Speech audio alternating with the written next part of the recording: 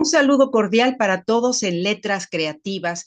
Me encuentro leyendo un libro muy interesante que se llama El bosque flotante de Jorge E. Fernández. Por ahí ya dejé una pequeña reseña en mi blog Letras Creativas. Sin embargo, me llamó la atención esta parte donde habla del padre de Bill. Bill es su mejor amigo. Hasta la fecha considero que es alguien con quien se comunica de manera recurrente.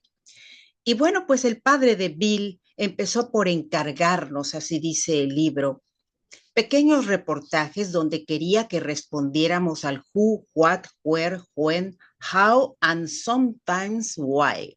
Ujú.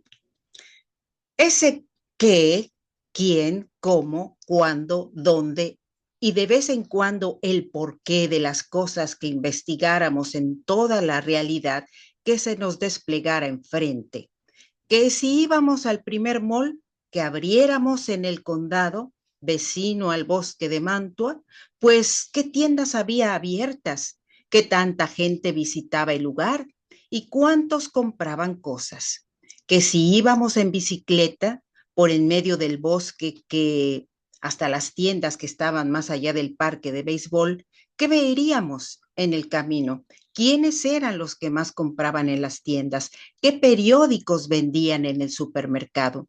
Who, what, where, when, how, and sometimes why.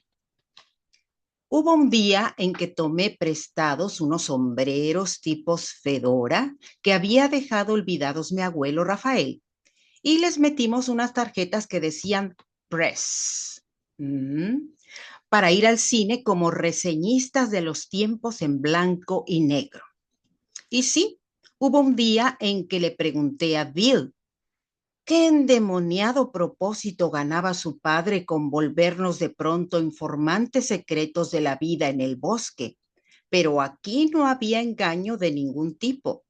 Y lo que hizo Mr. Connors fue quizás cimentar la tinta con la que escribo en este instante, sabiendo además que del otro lado del mundo, Bill Connors, mi mejor amigo de la infancia, es hoy un gran periodista. Bueno, de un gran escritor a un gran periodista. Y ven, a veces esos pequeños detalles pueden crear mella profunda en el espíritu de una joven alma. Es lo que les quería comentar el día de hoy y claro, les invito a que me sigan en Letras Creativas. Me seguiré deleitando con la obra del señor Hernández. Hasta pronto.